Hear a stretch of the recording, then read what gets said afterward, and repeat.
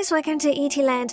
If you have been following me for a long time, you probably know that I am a big fan of card Captor Sakura. And there was a thing I never got the chance to get, a Sakura version of Game Boy Color. So in this video, I'm going to transform my white Miyoo Mini Plus into these. I'll start with the buttons I bought from various booths. They included the power button, volume buttons, and all the buttons other than the back buttons. So the back buttons are going to be white. The color I'm using is called Milky Strawberry with no glossy. Swapping buttons on Miyoo Mini Plus used to be very easy, however there are some changes made to the shell of Miyoo Mini and therefore the way to swap the buttons have changed. The first step of doing any customization is always to remove the battery.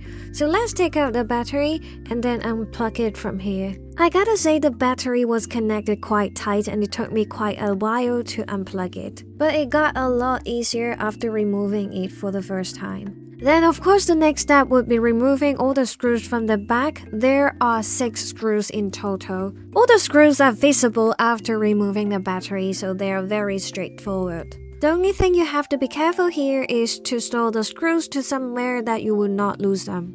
After opening the shell, we will see the PCB board and then we can remove the power button and volume button first. Before swapping the buttons, we still have 2 more steps. The first step is to remove the ribbon that connects to the screen. Up to this point, everything is just still the same as what it used to be in the older versions of Miyoo Mini Plus. However, if you take a good look at this PCB here, we do not see any screws on it, and that's because it was tightened by the clips at the side.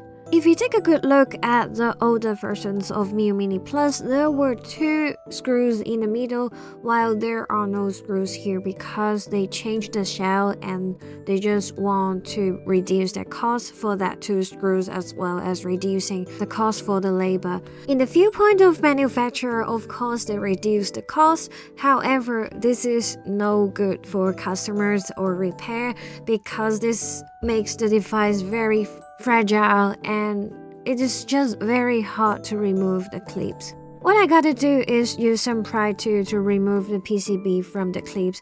However, I definitely not recommend anyone who is very clumsy to do so because this is really dangerous and may damage both the shell and the PCB. After removing the PCB, congratulations, everything is just so easy. You just have to remove the conductive pads of the buttons, then swap back all the buttons to the supposed position. Putting the buttons back are quite straightforward, but the tricky thing is you have to make sure the conductive pad is in their correct position. Then the next thing is to put the power button, volume button, select home and start buttons back to their positions. You may want to take a look at how it's going to be before you put back all the things. Then you can put back your PCB, just be careful that there is a ribbon at the left hand side. And last but not least, you will put back your power button and volume button. So you can clip back your ribbons here to connect your screen, then you can close the lid. So now you can try your buttons to see if they are clicking and to see if everything is aligning well. If everything is aligned and you have clipped back all the clips of the PCB as well as your back leads, then you can proceed to connect back to your battery. After placing it to a right direction, you can put back your battery lead and everything is okay. Then you can turn on your device and check if that works. After checking if the power works or not, I go back to screw back all the screws on the back of this device, and that's all the steps you have to do for button swapping. So we have finished the most difficult parts here and we can go to an easier part now. I got my custom skin from retro game Evil. This is an Etsy shop. If you send your design to him, he will make adjustment for you and you will get a perfect skin from him. Originally, I was just trying to buy the front sticker because I thought that was the place I always look at, but the owner of Retro Game Evil was very kind and he looked up these original GBC for me and made a back sticker for me, so I decided to buy the back sticker as well. Look at this outcome, this is so sick and I think it even looked better than the original one. Other than customizing my Miyoo Mini Plus, I also customized this perfect case from my friend Yume Retro.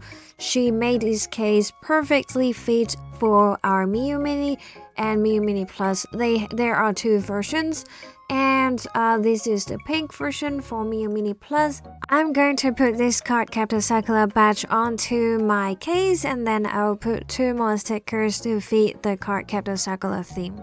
And now I have just fulfilled another childhood dream. So that's pretty much about my full customization on Miyoo Mini Plus. I know I have postponed this video for a very long time and I'm super sorry for those who have been waiting for this one. I hope you found all the information you need and I hope you like this video. Now challenging myself to make as many videos as I can before the end of 2023. So please keep an eye on the channel and I'll see you in my next video. Bye!